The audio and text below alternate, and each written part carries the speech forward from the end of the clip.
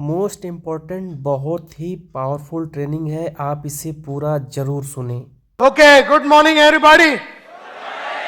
बड़ी खुशी है आप लोगों के साथ ये टॉपिक के ऊपर बात करते हुए। आग ही आग, हर इंसान किसी जमाने में जीरो ही रहता है। Do you all agree? हर इंसान किसी जमाने में जीरो रहता है और फिर वो तैयारी करता है जीत की और वो फिर हीरो बनने का कार्यक्रम चालू हो जाता है।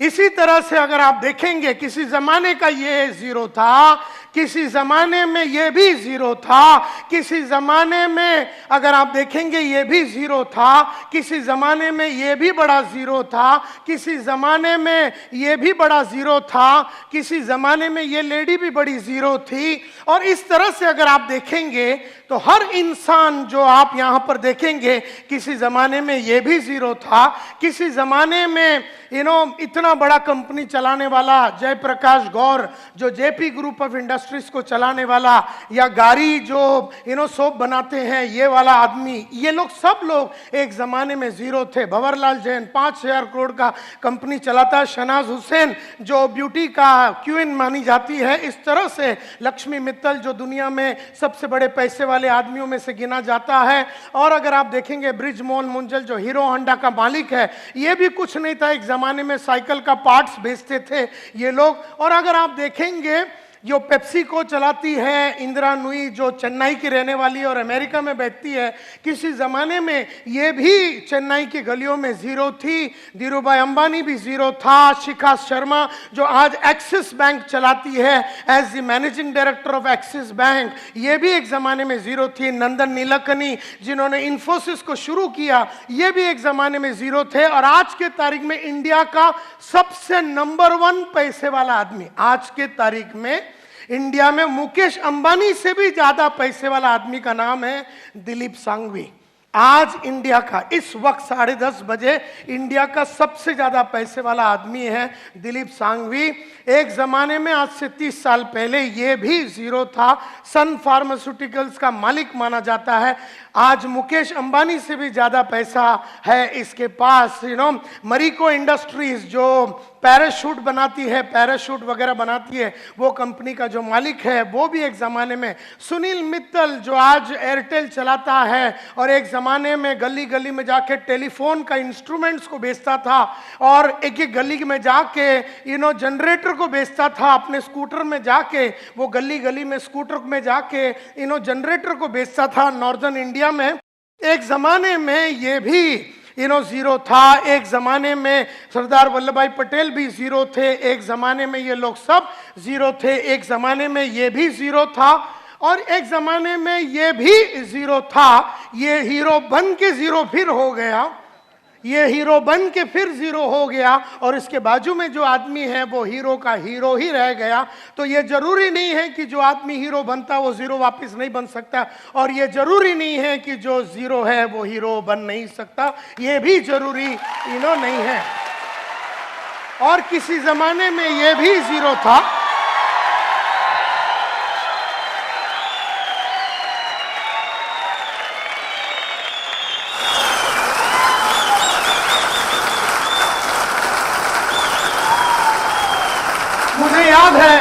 मुझे याद है मैं साहब को मिला था, मोहम्मद माजिद साहब को मिला था 2007 में केरला में। मुझे याद है मैं इनको मिला था, मेरे बाजू में बैठे थे, मैंने टॉक दिया था how to take business to the next level. 2007 की बात है, कोचिन में ताज रेसिडेंसी की बात है। उस जमाने में मैंने एक बहुत बड़ा शो किया था और उसके बाद इनको भी बुलाया गया था, तभी मैं इनसे मुलाकात की थी। 2007 की बात है, जनवरी 12 की बात है। तो ये इंसान को मैं तब से जानता हूं, तो आपको इस कंपनी में विश्वास न करने का कारण ही नहीं है। क्योंकि अगर मैं बोलता हूं कि ये विश्वास करने लायक आदमी है और ये कंपनी विश्वास करने लायक है, तो ये विश्वास करने लायक है। और संतोष नायर कभी भी सोच विचार किए बिना बात करता नहीं है, ये आप लोग सब लोग जानते हैं। तो ये विश्वास के ही हकदार है।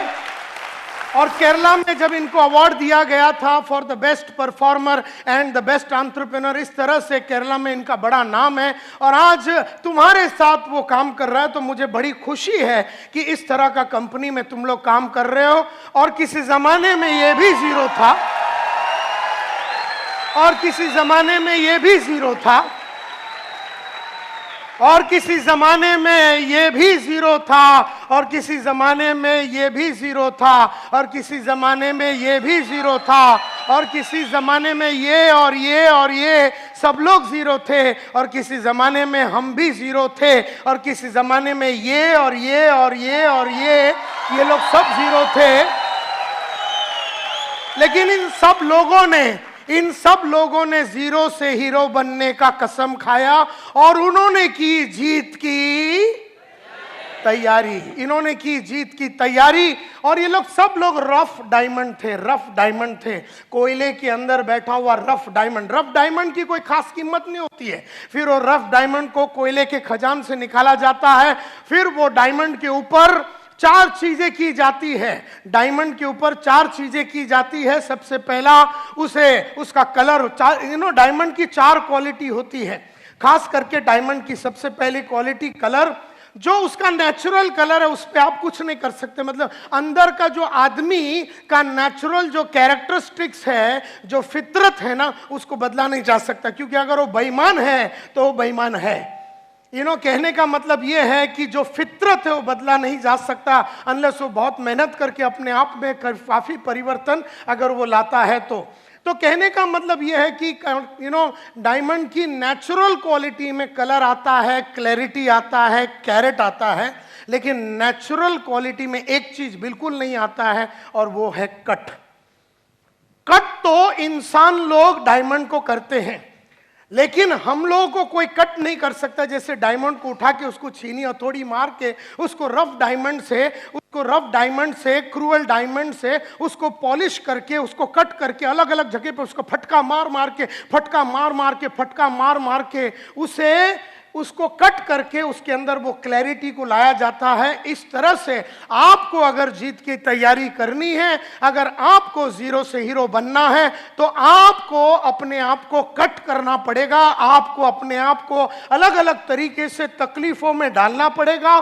क्योंकि जब आदमी को कट किया जाता है तो वो बहुत तकलीफ से और बहुत अड़चनों से गुजरता है। तो जो इंसान अड़चनों में गुजरता है वो अपने आप को कट करता है। जो पढ़ता लिखता है वो अपने आप को कट करता है। जो ऑडियो वीडियो सुनता है, जो ट्रेनिंग प्रोग्राम में आता है, जिसका गोल बड़ा क्लियर है, वो सब लोग वो इंसान होते हैं वो जबरदस्त तरीके से अपने आप को कट करते हैं। और जब वो कट करते हैं वो आग से गुजरते हैं। अगर आप सोने को अगर आग में डालेंगे तो तपता रहता है। इसी तरह से मैं हमेशा कहता हूं कि जो इंसान अपने आप को लगातार कट करता है वो आग से गुजरता है। और वो आग से गुजरना, आग ही आग, आग ही आग, अगर मैं बोलूं अपने आप को लगातार आग में रखना। मेरे को 50 बरस का उम्र हो गया, लेकिन 30 साल पहले जो मैंने अपने आप को आग में डाला, जिस तरीके से मैंने अपने आप को तपाने की कोशिश की, जिस तरीके से मैंने अपनी पर्सनैलिटी में आग लगा के, जिस तरह से मैंने अपने कपड़ों पे आग लगा के, जिस तरीके से मैंने अपने सोच में आग लगा के, जिस तरीके से मैंने अपने जीवन में आग लगा के अलग अलग जो पुराना था उसको जला दिया, पुराना तरीके को जला दिया, पुराना कोट को जला दिया, पुराना सोच को जला दिया, पुराना स्टाइल को जला दिया, पुराना काम करने के तरीके को जला दिया। इस तरह से जला जला के आग ही आग में रह के मैंने अपने आप को जीत के लिए तैयार किया। और इसीलिए हर इंसान, और जो इंसान इस तरह से आग में खेलता है, जो इंसान इस तरह से अपने आप को तैयार करता है, वही इंसान सक्सेसफुल होता है। वही इंसान सक्सेसफुल होता है। और मैं अगर अपनी कहानी शुरू करूं और ये बताऊं तो आज से कई साल पहले की बात है। 1983 में मैंने अपना करियर चालू किया as a door to door salesman. लेकिन उसके पहले मैं रोज सुबह उठता था, सुबह जाके मैं न्यूज़पेपर डालता था। न्यूज़पेपर डालने के बाद चीरा बाजार, न्यूज़पेपर मैं लोखंडवाला के गलियों में डालता था। उसके बाद मैं चीरा बाजार में चरनी रोड में जाके अपना कॉलेज, हिंदुजा कॉलेज में जाता था। दोपहर को मैं चीरा बाजार में अकाउंटेंट का नौकरी करता था और रात को मैं ट्यूशन लेता था। इस तरह से गरीब मेरी जिंदगी बीत रही थी। गरीबी से मुझे प्यार हो चुका था। सोच मेरी छोटी थी, काम करने का तरीका मेरा छोटा था। ट्रेनों में ट्रैवल करता था, सेम शर्ट 4 दिन पहनता था, एक ही चप्पल कहीं सालों तक। इस तरह का छोटा जिंदगी में बिता रहा था। ये 1983 की बात है। राह चलते चलते एक दिन मेरा दोस्त जो स्कूल में मेरे साथ पढ़ता था, स्वामीनाथन अय्यर, मुझसे मिला और पूछा तू करता क्या? मैं बोला रोज सुबह जाता हूँ, न्यूज़पेपर डालता हूँ, उसके बाद कॉलेज जाता हूँ, उसके बाद दोपहर को अकाउंटेंट की नौकरी करता हूँ, रात को ट्यूशन लेता हूँ। तब अय्यर ने मेरे चेहरे पे देख के बोला, संतोष नायर, एक जमाने में तू बोलता था तू बहुत बड़ा आदमी बनेगा, तू हीरो बनेगा, तू बहुत बड़ा आदमी बनेगा, लेकिन तेरी हरकतें जो तू कर रहा है, जैसे न्यूज़पेपर का धंधा कर रहा है, अपना गली का कुलकर्णी पिछले 35 साल से न्यूज़पेपर का धंधा कर रहा है। 35 साल में साइकिल में था और मैक्सिमम स्कूटर में आया।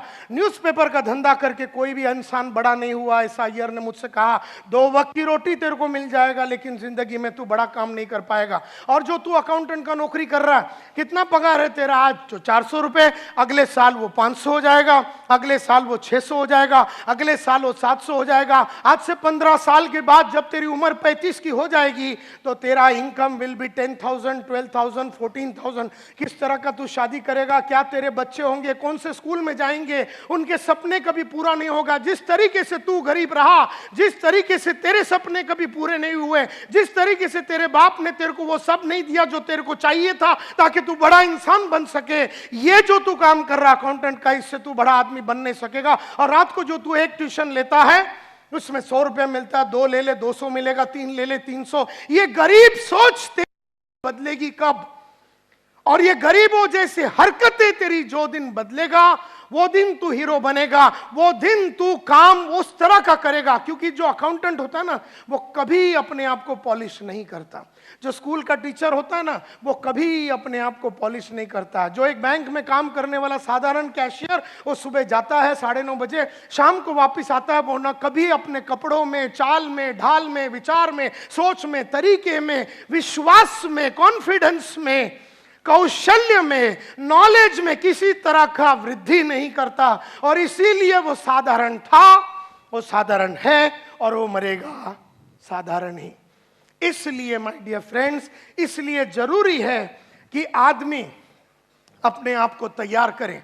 जीतना हर आदमी का गेम है, लेकिन हर आदमी अपने आप को तैयार नहीं करता। जब स्वामीनाथन अय्यर ने मुझसे पूछा और कहा कि तू लाइफ में बड़ा आदमी नहीं बनेगा, तब मैंने अय्यर से पूछा, यार तू डरा मत, मेरे को बता करना क्या है। तब उसने कहा, जिंदगी बनानी है, नाम कमानी है, इज्जत कमानी है, शोहरत कमानी है, और अपनी चाहतों के हिसाब से अगर जिंदगी जीनी है, अपनी चाहतों के हिसाब से जिंदगी जीनी है, जरूरतों के हिसाब से नहीं। अपनी चाहतों के हिसाब से अगर तेरे को जिंदगी जीनी है, चाहतों के हिसाब से मतलब आज अपने को चाहा था स्कोडा लेने का, अपने स्कोडा लिया। आज अपनी चाहत है मर्सिडीज का, अपने मर्सिडीज लिया। लेकिन जरूरत के हिसाब से देखा जाए तो वेस्टर्न रेलवे जिंदाबाद। जरूरतों के हिसाब से देखा जाए तो 1 बेडरूम हॉल किचन में कार हो सकता है। जरूरतों के हिसाब से देखा जाए तो अपनी चाल में सकती है। जरूरतों के हिसाब से देखा जाए तो अपन अपने स्कूल में अपने बच्चे लोगों को म्युनिसिपैलिटी स्कूल में डाल दिया, तो उसकी जो जरूरत थी नॉर्मल एजुकेशन का, वो पूरा हो गया। लेकिन अगर आपकी बेटी की चाहत अमेरिका में जाके एक डिजाइनर बनने का और उसके लिए 1 करोड़ 9 लाख रुपया लगने वाला है, तो वो बात चाहत की है, वो जरूरत की नहीं है। और उसने जब मुझसे कहा, स्वामीनाथन अय्यर ने, कि तुझे चाहतों के हिसाब से अगर अपनी जिंदगी जीनी है, जरूरतों के हिसाब से तड़प तड़प के अगर नहीं जीनी है, तो एक ही प्रोफेशन है, एक ही धंधा है, एक ही काम है, एक ही औहदा है, एक ही चीज है जो तू कर सकता है, एक ही प्रोफेशन है, एक ही काम है जिसमें अगर तू घुस गया तो तू माला माल बनेगा। तो मैंने पूछा उससे क्या? तो उसने कहा सेल्स। ऐसे कहा सेल्स। मैंने कहा कि मैंने तो सेल्स कभी किया नहीं है। तो उसने कहा अमिताभ एक्टिंग के पहले कभी एक्टिंग नहीं किया, आशा भोसले गाना गाने के पहले गाना कभी गाया नहीं, मोहम्मद मजीद जो साहब है वो आयुर्वेदिक के बारे में पढ़ाई करने के उसके पहले उसको मालूमात नहीं थी, डॉक्टर बनने के पहले वो डॉक्टर था नहीं। तो हर इंसान को तैयार करना पड़ता है अपने आप को, और तुझे भी सेल्स में अपने आप को तैयार करना पड़ेगा। चला जा तू सेल्स के दुनिया में, और अगर तुझे महीने का 5,000 चाहिए तो 5,000 मिलेगा, महीने का 50,000 चाहिए तो सेल्स में 50 मिलेगा, महीने का 5 लाख रुपया चाहिए तो सेल्स में मिलेगा। तेरी चाहतों के हिसाब से तेरी दुनिया चलेगी। ऐसा जब अय्यर ने मुझसे कहा तो मैंने ठान लिया मन में कि अभी तैयारी करनी है जीत की, और ठान लिया मन में कि अब जीरो रहना नहीं है, और ठान लिया मन में कि अब कट करना है अपने आप को और डायमंड बनना है लाइफ में। और तब मैंने डिसाइड किया कि मैं सेल्समैन बनूंगा। तो उन दिनों में मैंने बहुत सारे इश्तिहार में अप्लाई किया,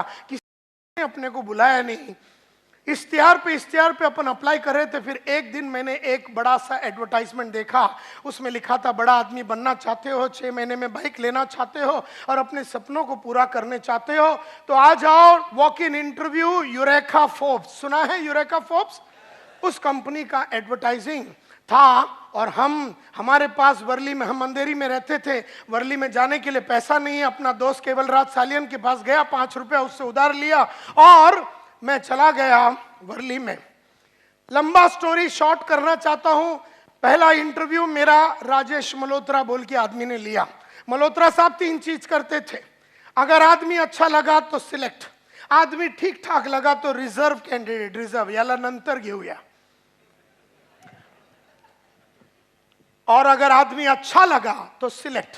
मल्होत्रा साहब ने मेरे को पहले कैटेगरी में डाल दिया, जिसमें उन्होंने मेरे को रिजेक्ट कर दिया, क्योंकि ना मैं सेल्समैन जैसा दिखता था, ना मैं बोलता था, ना मेरी सोच वैसा उनको नजर आया। उन्होंने अंग्रेजी में बहुत सारे क्वेश्चन पूछे, मैं जवाब नहीं दे सका, क्योंकि हम बर्फी वाला स्कूल में पढ़ते थे। डॉन बॉस्को एजुकेटेड मल्होत्रा साहब ने जब अपने को अंग्रेजी में बहुत सारा पूछा तो हम जवाब नहीं दे सके। मल्होत्रा साहब ना सिलेक्ट किया ना रिजर्व में डाला, उन्होंने रिजेक्ट कर दिया। और कहा मुंह पे देख के ये कि हम 15 दिन में बताएंगे। तभी मुझे नहीं मालूम था कि 15 दिन में बताने का मतलब है कि अपने को ऑलरेडी उसने रिजेक्ट कर दिया।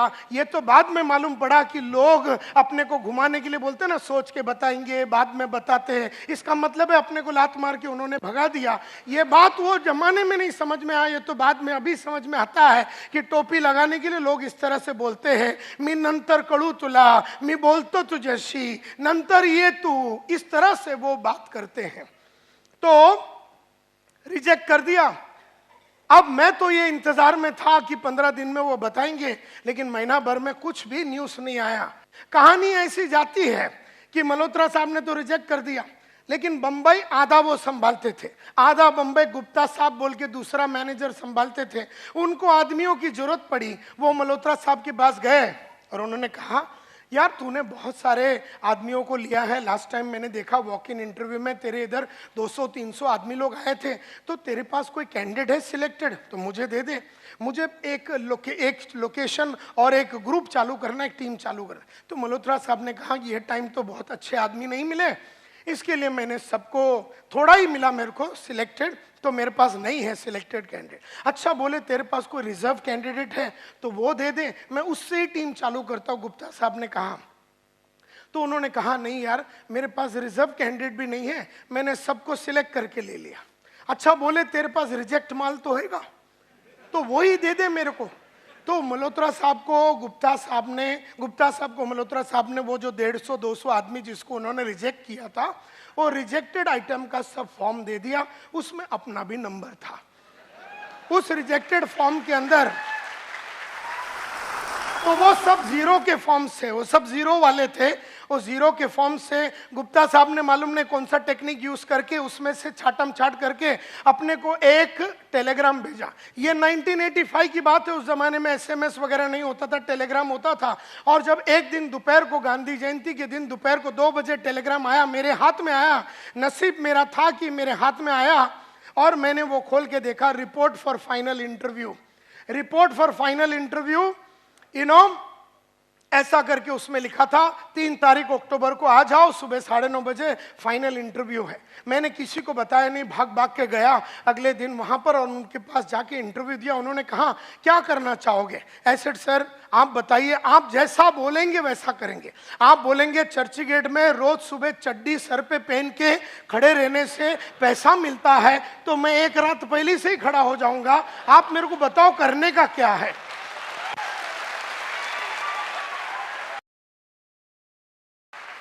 तो इस तरह से मैंने उनसे पूछा, उसने कहा कि क्या कर? मैं बोला सर मेरे को पैसे चाहिए। बोलता ये लाइन में बड़ा इज्जत है, नाम है, शौहरत। मैं बोला इज्जत बिज्जत नहीं चाहिए, अपने को रोकड़ा चाहिए, क्योंकि 18 महीने से भाड़ा नहीं भरा है महाराष्ट्र हाउसिंग बोर्ड को। माँ का इलाज के लिए पैसा नहीं है, बड़ी बहन का शादी नहीं हो रहा, पैसे नहीं है घर में, छोटी बहन का शादी नहीं हो रहा, पैसे नहीं है हाथ में, डॉक्टर को 6 महीने से पैसा नहीं दिया, किराने वाले को 6 महीने से पैसा नहीं दिया, न्यूज़पेपर वाले को 3 महीने से पैसा नहीं दिया, मेरे को आगे पढ़ने का था, पैसा नहीं था। ऐसे सिचुएशन में ये बोलता है इज्जत मिलेगा, नाम मिलेगा, वो किधर डालेगा अपन? तो हमने कहा मेरे को इज्जत बिज्जत नहीं चाहिए सर, अपने को बताओ रोकड़ा कैसा कमाने का है, टेल मी पैसा कैसा कमाने का। बोलता है I will teach you how to sell. एक बैच मैं कल सुबह 4 अक्टूबर को चालू कर रहा हूं, मैं एक बैच चालू कर रहा हूं 14-15 लोगों का, और एक मैं 15 दिन के बाद ज्वाइन चालू कर रहा हूं, तू कौन सा ज्वाइन करना चाहेगा? तो हीरो जो 0 लोग होते ना, तो मैंने बोला 15 दिन के बाद आता हूं। ये 0 लोग का यही काम होता है, कल सुबह मौका है, वो 0 लोग कभी पकड़ेंगे नहीं, 15 दिन डीले कर। मैं बोला 15 दिन के बाद आता हूँ, बाकी सब काम सल्टा बिल्टा के मैं आता हूँ। अभी सल्टाने के लिए क्या है लाइफ में? कुछ भी है नहीं, 8 आना है नहीं तेरे जेब में, क्या सल्टाएगा तू? फिर 0 लोग ऐसे बात करते हैं, मैं सल्टा के आता हूँ जैसे कि अंबानी की औलाद है, बहुत कुछ सल्टा के आने का है, इधर कुछ है नहीं।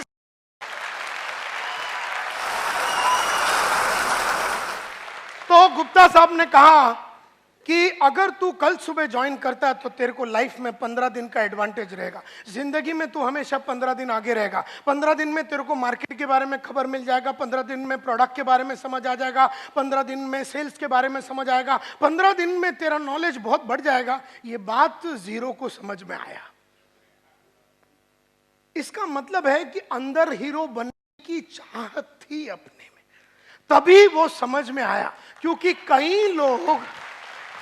कई लोग जो 0 है ना, उनको कुछ भी अच्छा बोले दिमाग में बात जाता ही नहीं। मतलब क्या है, पैदाइशी 0 है, स्ट्रक्चरल डिफेक्ट है, और वो 0 ही रहेगा। देयरफॉर 0 वही आदमी रहता है जो वातावरण से आया हुआ इंफॉर्मेशन, वातावरण से गुप्ता साहब ने जब इंफॉर्मेशन दे रहा है कि भैया हीरो बनने के लिए ये कलाकारी मैं सिखाऊंगा, कल सुबह आता है क्या, तो पकड़ लिया मैंने वो अपॉर्चुनिटी और कहा कि यस सर कल से आता हूं। तो वहां से अपना जो हीरो बनने का कार्यक्रम शुरू हुआ। आज उस बात को 30 साल हो गए, मैंने मुड़ के पीछे कभी देखा नहीं है। यू नो,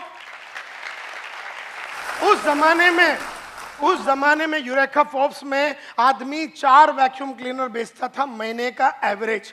3,500 सेल्समैन होते थे हमारे कंपनी में, और 3,500 सेल्समैन का एवरेज निकालेगा तो वैक्यूम क्लीनर जो साफ सफाई करने का जो मशीन है उसमें एवरेज 4 का बिकता था। हर आदमी 4 बेचता था, 2, 3, और अगर आपने 6, 7 बेच दिया तो आपका ब्रांच मैनेजर आपको बढ़िया होटल, उड़पी होटल है गुरुदेव बोल के सामने, उसमें वो लेके जाता था। और अगर आपने 10-12 बेच दिया तो आपका रीजनल मैनेजर आपको उससे भी बढ़िया होटल में, एयर कंडीशन होटल में लेके जाके खाना भी ना खिलाएगा। और अगर आपने 12 या 14 बेचा तो आपका कंपनी का मैनेजिंग डायरेक्टर, हमारा कंपनी का मैनेजिंग डायरेक्टर अखिल मार्फतिया, अपना स्टैंडर्ड 2000 रोवर कार, जो उस जमाने में सबसे महंगा गाड़ी होता था, उसमें आता था और ज्वेल ऑफ इंडिया बोल के एक रेस्टोरेंट है वर्ली में, वहां लेके जाता था। तुमको बियर चाहिए, चिकन चाहिए, जो भी चाहिए खिलाएगा, और बदन का कोई भी पार्ट पे चुम्मा लगाने को रेडी था। अगर तुमने 14 बेचा और मार्फतिया साहब को बोला इधर चुम्मा लगाओ, तो वो तेरे कुंडी में चुम्मा लगाएगा, क्योंकि उसको सेल्समैनों से बहुत प्यार था। उसको लगता था कि जो 14-15 बेचता वो बापू है बापू। और वो जमाने में अपना 5 दिन का ट्रेनिंग हुआ, 4 अक्टूबर को ज्वाइन किया, 11 अक्टूबर को ग्रैंड रोड बाजार में अपन उतरा। You know my territory was red light area. मेरे को मेरे बॉस ने बोला उधर जा। मैं बोला सर उधर कैसा माल बेचेंगे, वैक्यूम क्लीनर। बोलता उधर बहुत पोटेंशियल है। तो मेरे को लगा कि गुप्ता साहब जाते होंगे तो उनको पोटेंशियल के बारे में ज्यादा मालूम है, तो मैंने मन में ठान लिया कि मैं उधर ही बेचेगा। लेडीज एंड जेंटलमैन, मुझे खुशी है कि 20 दिन में मार्केट में था वो एरिया के अंदर 26 वैक्यूम क्लीनर बेचा मैंने पहले महीने में। तो सबको लगा कि फ्लूक में हुआ, मेरे को भी लगा फ्लूक में हुआ। कभी कभी अपन डायमंड भी फ्लूक में बन जाते, अपने को पता ही नहीं चला बना कैसे, लेकिन बन गए। तो इसी तरह से 26 बिका ऐसे फ्लूक में। ऐसा मुझे भी लगा, दुनिया को लगा, लेकिन फ्लूक नहीं था, क्योंकि अगले महीने में मैंने 32 बेचा, उसके अगले महीने में मैंने 33 बेचा, उसके अगले महीने में मैंने 36 बेचा, उसके अगले महीने में 37 बेचा, उसके अगले महीने में 39 बेचा, उसके महीने में 41 बेचा, उसके अगले महीने में 43 बेचा। लेकिन मैंने जीवन में पिछले महीने से कम कभी नहीं बेचा, कभी नहीं बेचा। तो उन्होंने मेरे को इंडिया का नंबर 1 सेल्समैन बन गया, इंडिया का रातों रात नंबर 1 सेल्समैन मैं बन गया। तो उन्होंने मेरे को ग्रुप लीडर बना दिया, मेरे साथ 4 आदमी डाल दिया, इंडिया का नंबर 1 ग्रुप लीडर बना। तो उन्होंने 12 आदमी दे दिया एक ग्रुप लीडर के साथ, मैं इंडिया का नंबर 1 सेल्स सुपरवाइजर बना। तो उन्होंने फिर मेरे को ब्रांच मैनेजर बनाया, 29 आदमी दिए, मैं इंडिया का नंबर 1 ब्रांच मैनेजर बना। पहली बार इंडिया में 200 सेल एक ब्रांच ने हमने किया, पहली बार 300 सेल यूरेका फोर्ब्स में हमने किया, पहली बार 400 सेल एक ब्रांच ने हमने किया, पहली बार 500 सेल एक ब्रांच में हमने किया। हमारा काम ही था रिकॉर्डें बनाना और रिकॉर्डों को तोड़ना। इस तरह से हमने अपना जीवन को चालू किया। और फिर हम डिप्टी डिविजनल सेल्स मैनेजर बने, डिविजनल सेल्स मैनेजर बने, एरिया सेल्स मैनेजर बने, रीजनल सेल्स मैनेजर बने। और फिर उसके बाद सीज फायर बोल के फायर एक्सटिंग्विशर कंपनी, लाल कलर का जो फायर एक्सटिंग्विशर है, उस कंपनी में डीजीएम बने और जनरल मैनेजर बने। और फिर उसके बाद एक ट्रेनिंग कंपनी टीम प्रोडक्टिविटी बोल के कंपनी में वाइस प्रेसिडेंट बने और वहां का हम डायरेक्टर बने। और 15 साल पहले हमने स्मार्ट बोल के ये ट्रेनिंग कंपनी शुरू की, जो इंडिया का जाना माना ट्रेनिंग कंपनी, हिंदुस्तान यूनिलीवर होवे, कोको कोला होवे, प्रॉक्टर एंड गैम्बल होवे, फोर्ड होवे, हुंडई होवे, महिंद्रा एंड महिंद्रा होवे, एशियन पेंट्स होवे, दुनिया की बेहतरीन कंपनियों को ट्रेन करने के बाद आज से करीबन 8-9 साल पहले हमने कहा कि अब ये बड़े कंपनियों को छोड़ देंगे और small medium nano micro enterprises, जो छोटे धंधे वाले 10 करोड़ 100 करोड़ 25 करोड़ 50 करोड़ ऐसे लोगों के साथ काम करेंगे। और आज हम लोगों का कंपनी पूरा छोटे और मीडियम एंटरप्राइजेस के धंधे वालों के लिए काम करती है। इस तरह से एक भयंकर 120 जन का कंपनी को हमने बनाया। मुझे याद है मेरा पहला घड़ी था हेनरी सैंडोज एंड फिल्स, पहला घड़ी था मेरा हेनरी सैंडोज एंड फिल्स। 25वां हैंड है मेरे ख्याल से, जो मेरे बाप ने मेरे को गिफ्ट दिया था, सेकंड हैंड भी नहीं था वो, 25वां हैंड था। 25 रुपया का लिया था मेरे फादर ने, वो मेरा पहला घड़ी था। मैंने टारगेट रखा कि मैं 500 रुपया का सिटीजन कॉर्ड्स खरीदूंगा मेरे पहले पगार से, और मैंने वो खरीदा। उसके बाद मैंने लक्ष्य रखा, पर्पस रखा, गोल रखा कि अब मैं 1200 का घड़ी खरीदूंगा, टाइटन क्लासिक खरीदा। फिर मैंने लक्ष्य रखा कि मैं 5000 का घड़ी खरीदूंगा, फिर मैं 50,000 का घड़ी खरीदूंगा। फिर लक्ष्य रखा 1 लाख, 2 लाख, 3 लाख, 4 लाख, 5 लाख, 5,60,000 रुपए का मैंने घड़ी का टारगेट रखा और मैंने रोलेक्स का घड़ी 5,60,000 का खरीदा। मुझे याद है मेरा जो पहला पेन होता था वो 2 रुपए का शार्प का पेन होता था, जो वेस्टर्न रेलवे में अपन ट्रेन में जब जाते हैं तो वो बेचने के लिए आदमी आता है। तब मैंने टारगेट रखा कि मैं विल्सन का पेन रखूंगा 40 रुपया का, 40 रुपए का विल्सन का पेन रखता था। उसके बाद मैंने बोला कि अब मैं पेन रखूंगा 100 रुपये का, और फिर वो 100 रुपये का मैं फ्लेयर का पेन रखता था। उसके बाद 400 रुपये का शेफर का पेन रखता था, 1000 रुपये का सिल्वर क्रॉस पेन रखता था, 2000 का गोल्ड क्रॉस पेन रखता था, 25,000 का मॉन्ट ब्लैंक रखता था। आज 3 लाख रुपये का 3 लाख रुपये का अपन पेन अपने इधर जेब में लगा के घूमते हैं। मुझे याद है माय डियर फ्रेंड्स, मुझे याद है मुझे याद है माय डियर फ्रेंड्स कि मेरा पहला महीने का सैलरी था 500 रुपया। फिर मैंने कहा, लक्ष्य रखा कि अब मैं 5000 रुपया कमाऊंगा महीने का। भागा भागा भागा, अपने आप में परिवर्तन लाया, कपड़ों में परिवर्तन लाया, बोली में परिवर्तन लाया, चाल में परिवर्तन लाया, सोच में परिवर्तन लाया, सोच में कंप्लीट परिवर्तन लाया। और फिर हमने कहा 50,000 रुपया महीने का कमाएंगे। फिर हमने कहा 2 लाख महीने का कमाएंगे। फिर हमने कहा 5 लाख रुपया महीने का कमाएंगे। जब हम 5 लाख रुपया महीने का कमाते थे, हमने लक्ष्य रखा, पर्पस रखा, गोल रखा कि अब ये महीने का कार्यक्रम नहीं चलाएंगे, अब हमको दिन का चाहिए। तो दिन का हमने टारगेट रखा कि हम 3,000 रुपया कमाएंगे, फिर दिन का 10,000 रुपया कमाएंगे, दिन का 4 लाख कमाएंगे, दिन का 5 लाख कमाएंगे, दिन का 7 लाख रुपया। जब दिन का 7 लाख रुपया कमाते थे तो हमने कहा अब ये इस तरह का गरीब जिंदगी हम जी नहीं सकते। दिन में खाली 7 लाख रुपया कमा के कैसा आदमी जिएगा दिन में? तो हमने कहा अब ये दिन का कार्यक्रम नहीं, अभी अपने को घंटे का चाहिए। तो हमने घंटे का फिर रखा 10,000 रुपया, फिर घंटे का 20,000 रुपया, फिर घंटे का 3 लाख रुपया। इस तरह से हमने अपना जीवन को बिताया। जैसे जैसे पैसा ज्यादा कमाने का था, हमने अपना नॉलेज को बढ़ाया, अपने नॉलेज को बढ़ाया, कई किताबें पढ़ी, ऑडियो देखे, वीडियो देखे, नॉलेज को कंप्लीटली बदला।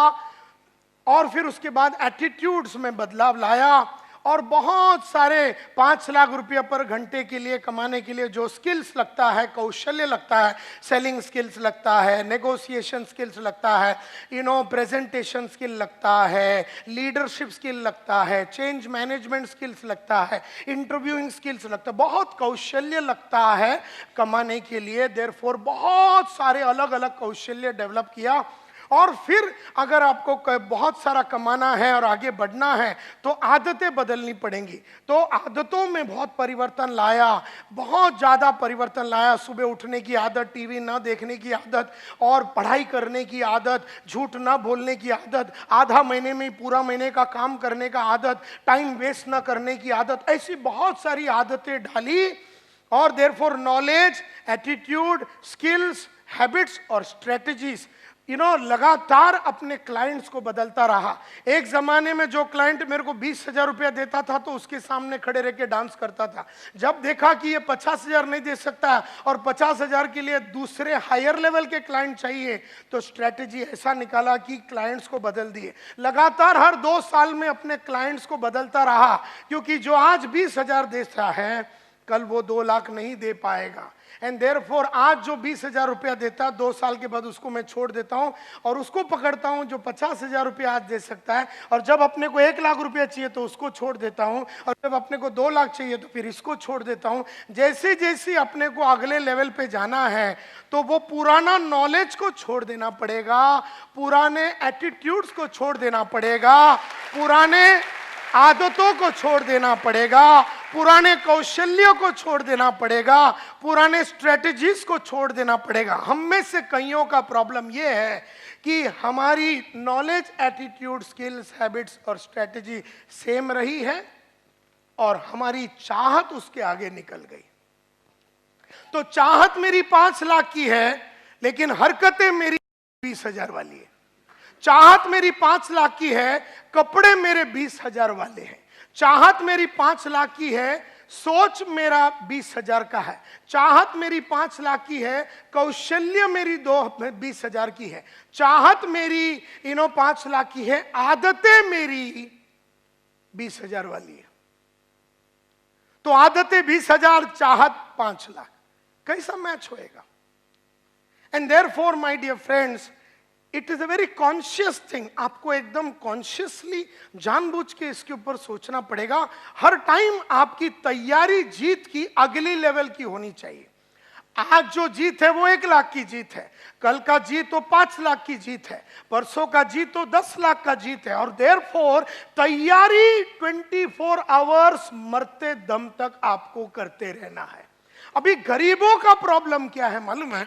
ये तैयारी ही नहीं करते। इनको जो घर है ना, वो घर से बहुत सुख है। ये जो चाल में रहते हैं, उस चाल का सुगंध इनको बहुत अच्छा लगता है। ये जो रेलवे स्टेशन के बाजू में रहते हैं, उनको उधर का सुगंध और आवाज, रेलवे का आवाज नहीं आवे, नींद नहीं आवे। तो इस तरह से गरीबों की प्रॉब्लम क्या है कि गरीब जैसा था। कल मेरे ऑफिस में मैं निकल रहा था, एक लड़का है मेरे कंपनी में, नाम नहीं लूंगा, उसका अंग्रेजी बराबर नहीं है, तो मैंने उसको कहा कि हर रात मैं अपने आप को इंप्रूव करने के लिए, अंग्रेजी को इंप्रूव करने के लिए ये किताब लिखता हूं। मैं उसको किताब बताया, वो किताब कैसे लिखता हूं, मैं रोज कैसे शब्दकोश को बढ़ाता हूं, सब कुछ बताया। और मैंने उसको बोला ये किताब लेके तू आज जाना। 1 घंटे के बाद मैं ऑफिस में वापस आया तो बोल रहा मैं घर जा रहा हूं। मैंने तूने वो किताब लिया? बोले नहीं सर, ईस्ट में है ना। अब हम वेस्ट में बात कर रहे थे, बोले ईस्ट में है, अंधेरी ईस्ट के ऑफिस में है। तो मैं ना नोटबुक में लिखता हूं। मैं बोले यही प्रॉब्लम है, तुम छोटी सोच वाली औलाद। ऐसी मैंने उसको बोला, तेरे को मैं बोलता हूं कि ये बुक लिख, तेरे को बुक बताता हूं, तेरे को बताता हूं कि मैंने अपने अंग्रेजी को कैसे सुधारा, तेरे को मैं रास्ता बताता हूं, तेरे को मैं बुक खोल के पूरा डिटेल में तेरे को बताता हूं कि कैसा रोज रात को मैं लिखता हूं, एक एक करके मैं कैसे लिखता हूं कि आज मैंने क्या अचीवमेंट किया अंग्रेजी के लिए, इससे मेरे को क्या फायदा हुआ, कल मैं अंग्रेजी को कैसे सुधारूंगा और उसके लिए क्या कदम लूंगा। मैं तेरे सामने ऐसा 10 बुक दिखाया, ये बुक तेरे को बोलता अपना ईस्ट वाले ऑफिस में जाके ले, और मेरे को बोलता ईस्ट में।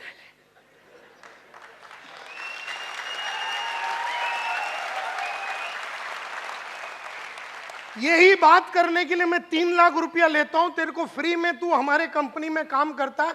तो बोलता मैं नोटबुक में लिखूंगा।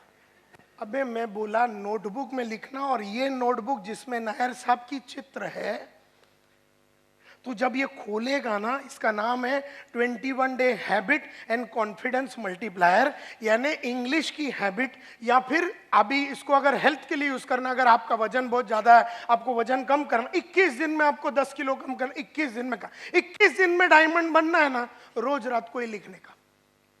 21 दिन में आप बन सकते हैं कुछ भी। आपको अंग्रेजी सीखना है 21 दिन में आप सीख सकते हैं, आपको अरबिक सीखना है 21 दिन में। जब मैंने उसको बताया ये सब बातें, तो बोलता मैं नोटबुक में लिखूंगा। यही सोच है एक छोटे आदमी का, कि जब बड़े विचार उसके सामने पेश किया जाता है, बड़े तरीके से काम करने का रास्ता उसको दिखाया जाता है, तब आदमी छोटेपन पे ही बैठा रहना चाहता है। यही प्रॉब्लम है इस दुनिया का, क्योंकि वो, उसको मैं बोलता हूं तैयारी कैसा करने का, उसको समझ में नहीं आ रहा। वो ये बुक छोड़ के अंधेरी ईस्ट तक जाने के लिए आधा घंटा पौना घंटा लगेगा, और रिटर्न आना, यानी बदन को जो तकलीफ लगेगा, फिजिकल पेन जो लगेगा, जो तकलीफ लगेगा, खर्चा लगेगा, और वहां जाके उसको लाना, उसने उस चीज को पोस्टपोन ही कर दिया। And that is why a large number of people अपने आप को बना नहीं सकते हैं, क्योंकि वो तैयारी जीत की नहीं कर रहे, वो हमेशा तैयारी हार का कर रहा है। वो आदमी जिसकी हरकत कल थी, वो जीत की तैयारी नहीं थी, वो हारने की तैयारी थी। तो जीतने वाले उसको लेसन सिखा रहे, लेकिन हारने वाले को इतनी जमाने से हारने की आदत, क्योंकि उसका उम्र चाहे 35 का है और 15 साल से जानता है कि मेरी अंग्रेजी खराब है, और 6 महीने में अंग्रेजी सुधार सकता है अगर वो मन में ठान लेगा। लेकिन गरीबों की प्रॉब्लम यही है कि तो तैयारी और जीत के लिए आगे बढ़ने की तैयारी करने से कतराता है। ये प्रॉब्लम है उसका। देयरफॉर मैं यहां खड़े रह के मुजरा करूं या कुचिपुड़ी करूं या भरतनाट्यम करूं, गरीबों को ठेंगा कोई फर्क पड़ने वाला नहीं है। अगर कल रात को आप चाल में गाली दे रहे थे अपने आप को कि कैसे मैं 2 बेडरूम हॉल किचन में जाऊं, आप अस्वस्थ थे, आपकी छोटी जिंदगी से आप परेशान थे, आपका लड़का या लड़की छोटे स्कूल में जा रहे और कॉन्वेंट में नहीं जा रहे, इससे आपको गुस्सा आता है, तो ही आप कदम लेंगे। लेकिन आप ये सोचते मैं तो बड़ा नहीं, मेरा लड़का म्युनिसिपैलिटी में जाता है, बहुत बढ़िया है।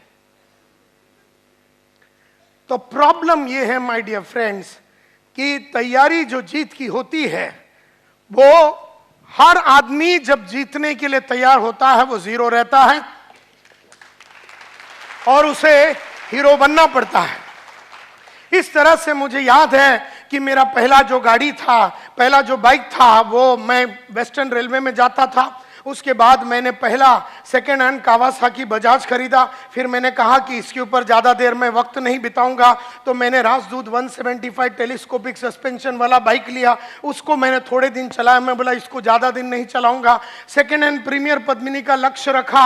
जो दिन मैंने वो खरीदा वही दिन हमने लक्ष्य रखा कि हम मारुति 800 लेंगे। जो दिन हमने मारुति 800 लिया, उसी दिन उसी क्षण जब उसको महालक्ष्मी टेम्पल में लेके जाके पूजा करके वापस आ रहे थे, हमने अगला गाड़ी मारुति एस्ट्रीम 6,35,000 रुपए का टारगेट रखा। जो दिन हम सिद्धि विनायक से उसको पूजा करके ला रहे थे, वही दिन 15 लाख हुंडई सोनाटा का टारगेट रखा। जो दिन उसकी पूजा करके वापस ला रहे थे, उसी दिन हमने टारगेट रखा कि मर्सिडीज सी क्लास मतलब ई क्लास लेंगे 54 लाख रुपए का। जो दिन 54 लाख का मर्सिडीज लिया, उसी दिन हमने लक्ष्य रखा कि एस क्लास मर्सिडीज लेंगे। जो दिन हमने एस क्लास मर्सिडीज लिया 6 करोड़ का रोल्स रॉयस लेने का, वही दिन टारगेट हमने सेट कर दिया। तो पैसा हो, घड़ी हो, गाड़ी हो, लाइफ हो, 2 बेडरूम हो, 3 बेडरूम हो, 4 बेडरूम हो, कंपनी हो, ये सब चीजें जैसा अपने को चाहिए था वैसा अपने को मिला, क्योंकि अपन ने जीत की तैयारी की। हम जीरो थे लेकिन हम हीरो बनना चाहते थे। हम रॉ डायमंड थे, हम कट करने को रेडी थे, हम औरों को कट करने को देने के लिए रेडी थे।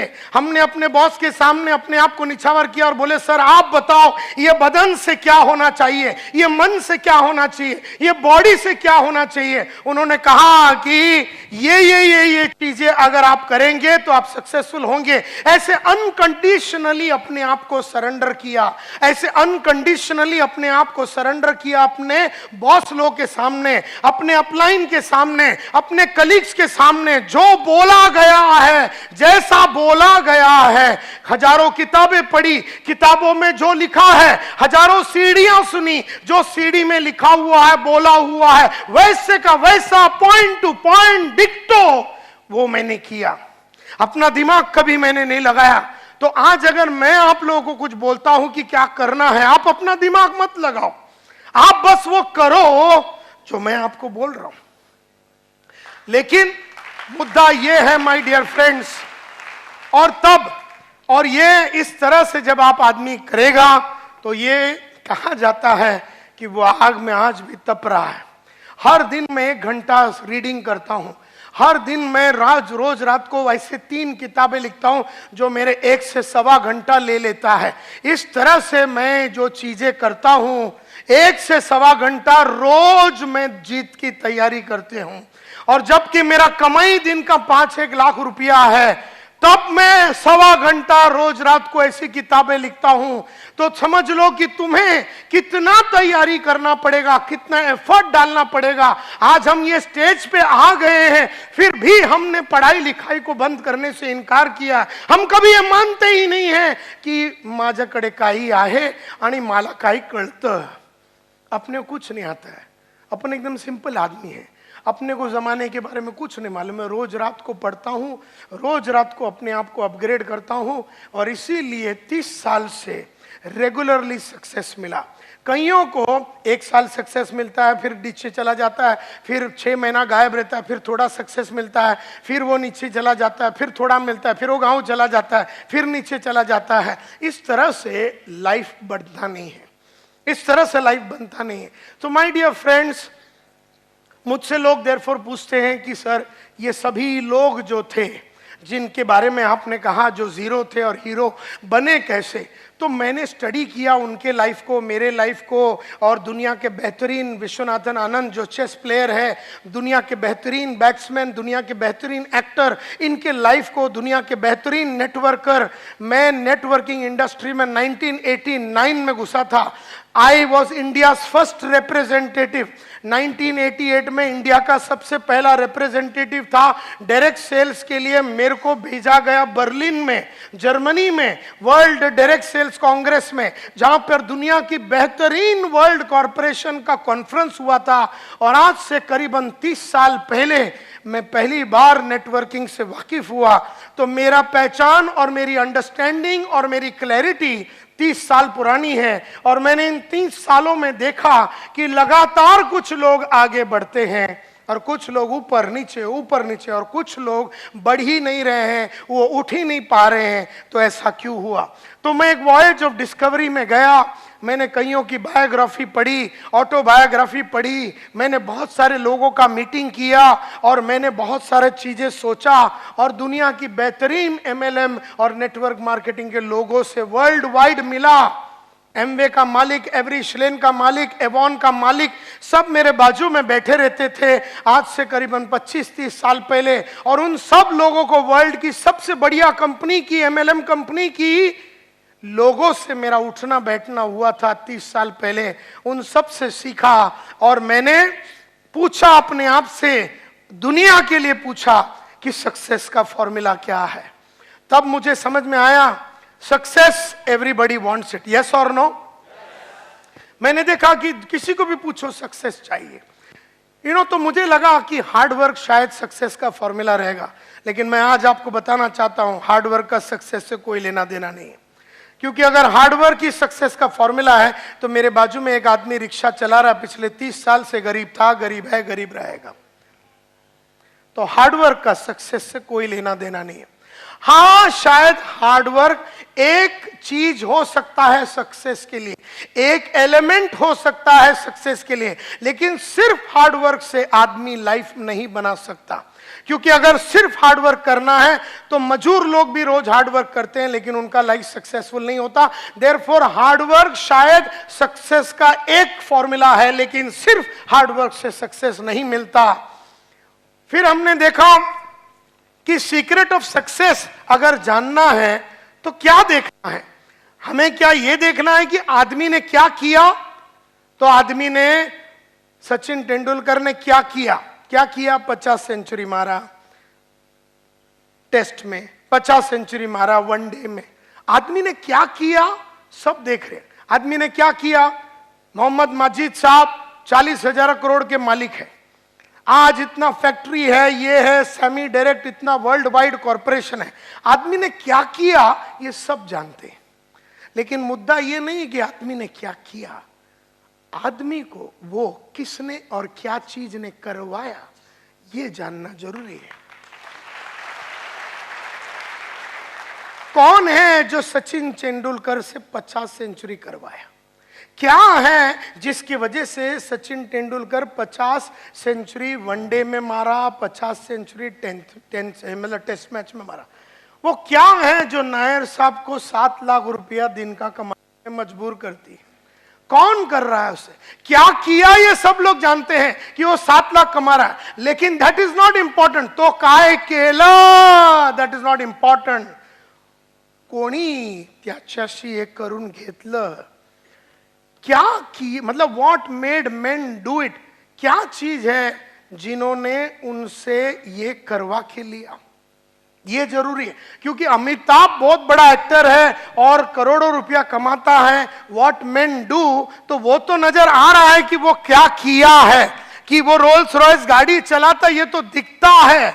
लेकिन what made main do it, क्या चीज करने के वजह से वो रोल्स रॉयस तक पहुंचा, क्या चीज करने की वजह से वो 50 सेंचुरी मार सका, क्या चीजें करने से वो 7 लाख रुपया दिन का कमा सकता है, क्या चीज करने से।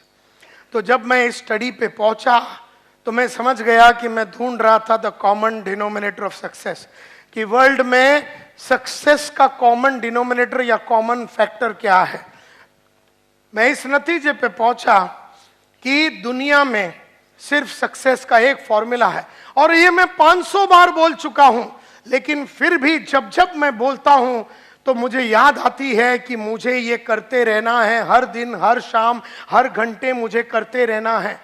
जानना और करने में बहुत फर्क है। जानने वाले लोग इंटेलिजेंट होते हैं, करने वाले लोग वाइस होते हैं। इंटेलिजेंट आदमी को सब मालूम है क्या करने का, लेकिन जो प्रज्ञा को प्राप्त हुआ है, जो वाइस आदमी होता है, जिसको शाना बोलते हैं, वो करता है, और इंटेलिजेंट खाली जानता है। तो जानता सब आदमी है कि सुबह जल्दी उठना चाहिए, लेकिन करते सिर्फ वाइस आदमी लोग हैं। जानते सब आदमी है कि पढ़ना चाहिए है, लेकिन करते सिर्फ वो है जो प्रज्ञा को प्राप्त हुए, जो विजडम को प्राप्त हुए, जो जिंदगी में क्लैरिटी के साथ सोच सकते हैं। तो मैं ढूंढते ढूंढते एकमात्र फॉर्मूला पे आया कि सक्सेस का सिर्फ एक फॉर्मूला है। जैसे थोड़े देर पहले जब इधर खड़े रह के कमांडो साहब ने कहा कि रिकॉर्डिंग नहीं करना है, फिर भी मेरी नजरें उधर जा चुकी है जहां पर 3 आदमी ये रूम में रिकॉर्डिंग कर रहा है। अब उसको जानने में प्रॉब्लम नहीं, वो जानता है लेकिन वो करता नहीं है। तो इसमें फर्क है। वो सस्ते में रिकॉर्डिंग करके लेने के चक्कर में है। वो सीडी नहीं खरीदेगा 1200 रुपए में, जो रास्ता सही है उस पे वो नहीं जाएगा, बेईमानी करेगा। तो ये जो रिकॉर्डिंग चालू है, जो भी कर रहा है वो बेईमान।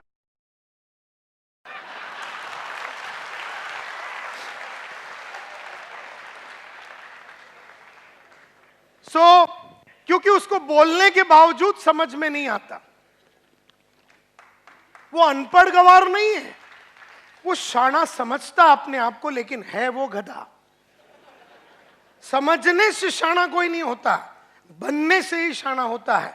तो सक्सेस का एकमात्र फॉर्मूला है और वो है ये: the secret lies in the fact that successful people form the habit of doing things that failures don't like to do.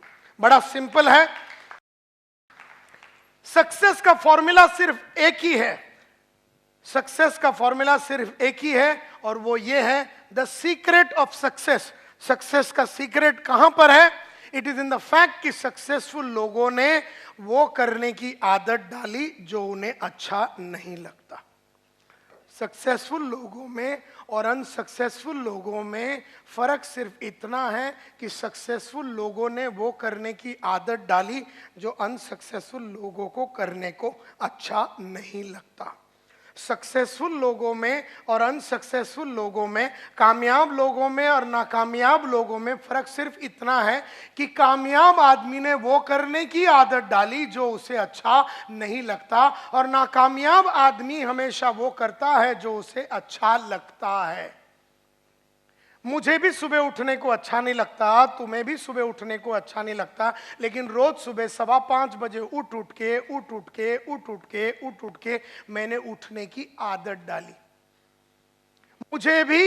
मुझे भी पढ़ने को रोज 1 घंटा सुबह पढ़ने को अच्छा नहीं लगता, तुम्हें भी रोज सुबह 1 घंटा पढ़ने को अच्छा नहीं लगता, लेकिन रोज सुबह मैंने 1 घंटा पढ़ पढ़ के मैंने पढ़ने की आदत डाली। मुझे रोज सुबह जू बीच में जाके 1 घंटा चलने को अच्छा नहीं लगता, लेकिन रोज सुबह मैं और मेरी बीवी जू बीच में जाके चल के चलने की और एक्सरसाइज करने की आदत। मुझे भी रोज सुबह आधा घंटा मेडिटेशन करने को अच्छा नहीं लगता, तुम्हें भी वो चीजें करने को अच्छा नहीं लगता, लेकिन मैंने रोज सुबह आधा घंटा मेडिटेशन कर करके मैंने करने की आदत डाली। मुझे भी टीवी देखने को अच्छा लगता है, तुम्हें भी टीवी देखने को अच्छा लगता है, लेकिन मैंने नहीं देख के ना देखने की आदत डाली, और तुम देख के देखने की आदत डाली।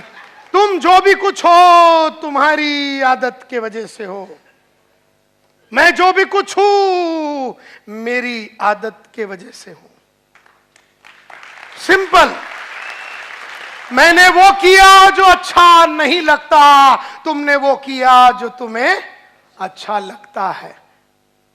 सिर्फ एक ही फॉर्मूला है सक्सेस का, और गरीब हो या अमीर हो सब पे लागू होता है एक कच फॉर्मूला: वो करो जो अच्छा नहीं लगता। मुझे भी बड़े बड़े लोगों को मिलने को अच्छा नहीं लगता, तुम्हें भी बड़े बड़े लोगों को मिलने को अच्छा नहीं लगता, लेकिन मैंने बड़े बड़े लोगों को मिल मिल के अपना बड़े लोगों को मिलने का कॉन्फिडेंस बढ़ाया। हम लोग छोटे लोगों को मिल मिल के छोटे लोगों में खुश रहने की हमने आदत डाली। मुझे भी झूठ बोलने को अच्छा लगता है, तुम्हें भी झूठ बोलने को अच्छा लगता है, लेकिन मैंने नहीं बोल के न बोलने की आदत डाली। और कई डाउनलाइन ने अपने अपलाइन को टोपी लगा लगा के टोपी लगाने की आदत डाली। मुझे भी रोज काम करने को अच्छा नहीं लगता, तुम्हें भी रोज काम करने को अच्छा नहीं लगता, लेकिन मैंने रोज काम करके रोज रेगुलरली काम करने की आदत डाली। तुमने कभी कभी काम करके कभी कभी काम करने की आदत डाली। तुम जो भी कुछ हो तुम्हारी आदत की वजह से, अमिताभ जो भी कुछ है उसकी आदत की वजह से, मैं जो भी कुछ हूं मेरी आदत की वजह से है। हम सब लोग जो भी कुछ है हमारी आदत की वजह।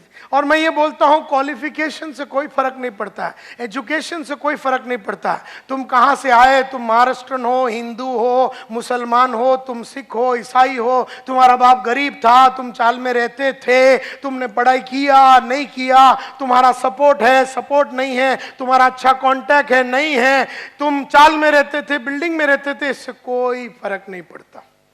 तुम्हें सिर्फ वो करना है जो तुम्हें अच्छा नहीं लगता। कई लोग इधर आके बैठ के, कई लेक्चर में आके बैठ के सो जाते हैं, बैठ के सो जाते हैं, क्योंकि उनको लेक्चर में आके बैठ के सोने की आदत लग गई। और कोई लोग है किताब लेके आते, बोले इंपॉर्टेंट पॉइंट लिखते हैं, चलो इंपॉर्टेंट पॉइंट लिखते हैं। और कई लोग ऐसे खाली हाथ।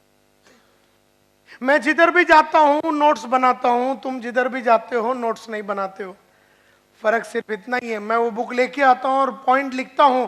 मैं प्रोग्राम खत्म होने के बाद रात को घर में जाता हूं और पूरे दिन में जो प्रोग्राम में जो ट्रेनर ने सिखाया, करीबन 1.5 से 3 घंटा बैठ के पूरा दिन में क्या सीखा वो पूरा लिख देता हूं। तो तुम्हारे जगह पे मैं आज अगर होगा तो रात को सोने के पहले 200 पेज की किताब में संतोष नायर ने आज सुबह 10 बजे से लेके 10:30 से लेके 1:30-2 बजे तक क्या बताया वो मैं पूरा लाइन से लिखूंगा। नायर साहब ने सक्सेस का फॉर्मूला बताया, नायर साहब ने बताया, नायर साहब ने ये बताया। ऐसे लिखते लिखते मैं 3-3:30 बजा डालूंगा। और तुम में से कई ऐसे लोग हैं बराबर रात को 10 बजे राणा प्रताप देखेंगे, उसके बाद कुछ तो लोग कहेंगे देखेंगे, उसके बाद 11 बजे आहट देखेंगे,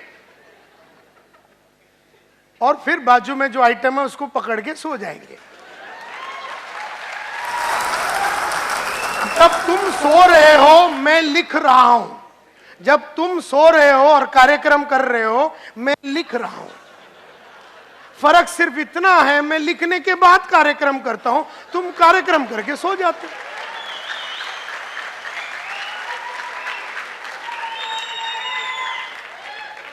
तो जब तुम दूसरे दिन सुबह उठे, तुम सेम आइटम है, मैं जब उठा तो मैं बदल गया था। तो मैं कल और आज में सेम आदमी नहीं हूं, तुम कल और आज में सेम आदमी हो। ये तुम्हारी आदत है। इसके लिए जीत की तैयारी मैंने कल रात को की, तुमने दूसरा कुछ तैयारी किया। मैं जीतने की तैयारी की, तुम मजा किया। मजा करने से जीतता नहीं है आदमी। मजा भी करना चाहिए, मैं ना नहीं बोलता हूं, घूमना चाहिए, फिरना चाहिए, टीवी देखना चाहिए, लेकिन अपना वो काम जो तुम्हें अच्छा नहीं लगता वो करने के बाद तुम्हें वो करना है, एंड नॉट बिफोर दैट।